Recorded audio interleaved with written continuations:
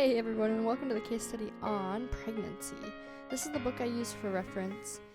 Alright, so our scenario is a 36-year-old female client has her initial prenatal visit at 9 weeks gestation. The nurse collects and records the following health history. So you can see no known allergies, current medications include sertraline, acetaminophen, and naproxen sodium. Her past health history includes a tonsillectomy as a child and asthma. And then for family history, we have ovarian cancer and her grandmother. So here in this table, you can see the date of her past deliveries, how many weeks gestation they went to, the sex of the baby, delivery style, so CS is cesarean section or C-section, and fetal demise. Based on that information in that table, the first question will include filling in the blanks for the following listed on the right. So I'll give you guys about a couple seconds to do that.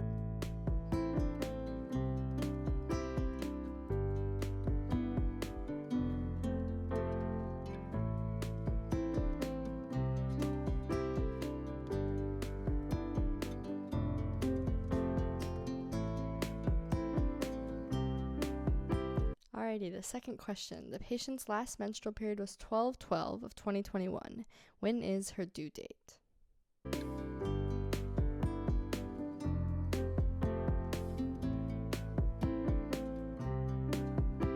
Question 3.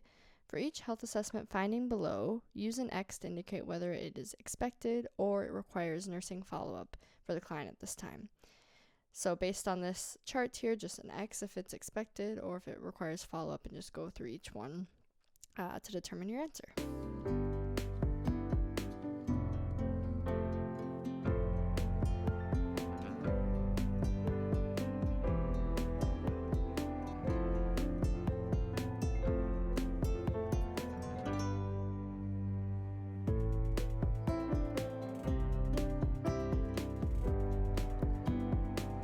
Question 4, and we will go through the answers after. There's 6 questions, and we'll go through the answers after. So during the client's first trimester, routine prenatal visits will be every, and then this is supposed to simulate like what a drop down would look like on the NCLEX. So every however many weeks.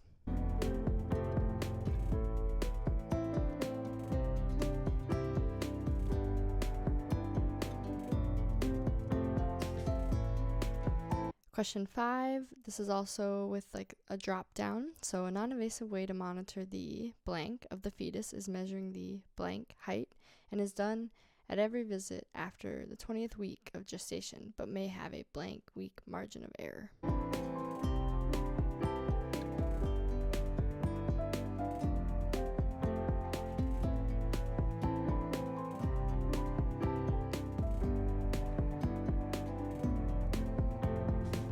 Question 6. What test is used to evaluate the viability of the fetus and the placenta's ability to perfuse the fetus?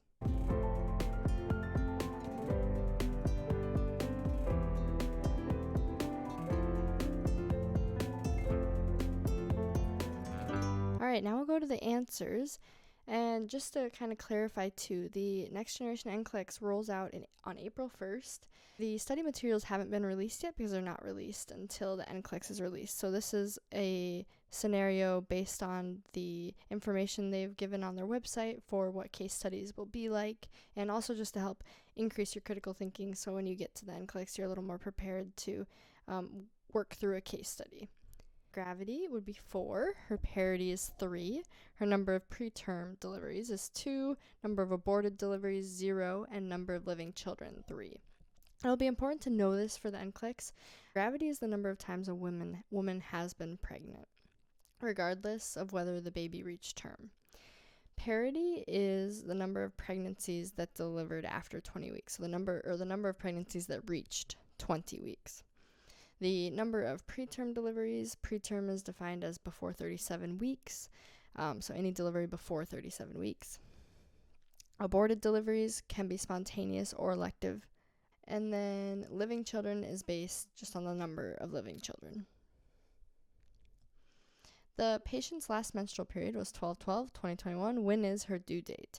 So there's 2 ways to calculate this. They both allow you to arrive at the same result. So the first way is, this is called Naegele's rule, and it's calculated by taking the first date of the last menstrual period. subtracting 3 months, and adding 7 days. The second way to calculate, which is the way I used in nursing school and I guess would still use now with patients, would be to add 9 months and then add 7 days. So add 9 months and 7 days. The other option is to subtract 3 months and add 7 days. So either way, you both get to the same result. So whatever method works best for you. So question number 3 here. So just going through what is expected or what requires nursing follow-up.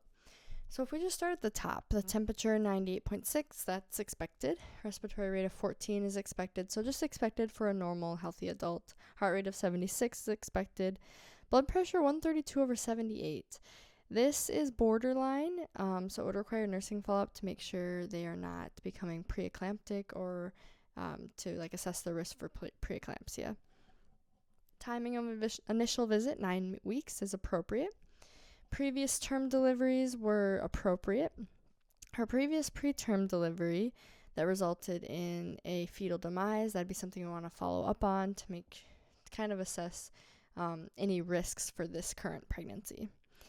Estimated date of delivery is expected. Her height, it's expected. Sertraline, that one's not recommended, requiring follow-up on that and communication with the doctor regarding switching medications and also reinforcing that education. Acetaminophen as needed, okay, depending on provider preference. And then naproxen sodium as needed for pain. So naproxen sodium is ibuprofen, and ibuprofen can cause some neural tube defects, and it increases your risk of bleeding, so it is not recommended in pregnancy. So that would also require nursing follow-up as well. Question number 4. During the client's first trimester, routine prenatal visits will be every 4 weeks. They can be more frequently if clients are at higher risk. Question 5. A non-invasive way to monitor the growth of the fetus is through measuring the fundal height, and is done every visit after the 20th week of gestation, but may have a 2-week margin of error.